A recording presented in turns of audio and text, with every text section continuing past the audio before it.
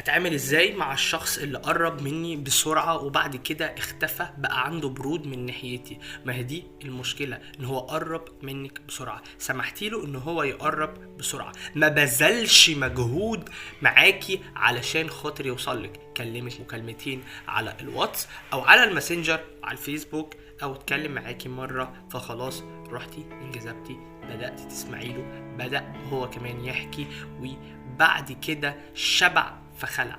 ليه؟ ما بذلش مجهود، ما حسش ان الموضوع صعب، ما حسش ان انت صعبة المنال، صعبة المنال. وده مهم جدا. علشان كده اهو بعد اتعامل ازاي انا كمان ابعد بسرعة وما ردش عليه بسرعة ولا اتكلم معاه ولا اكني واقف. حرفيا هيرجع تاني يتحدى التحدي اللي هو كان فيه، التحدي اللي كان سهل بقى صعب، وهيرجع تاني يتعامل معاك. فمهم انك تكون صعب المنال.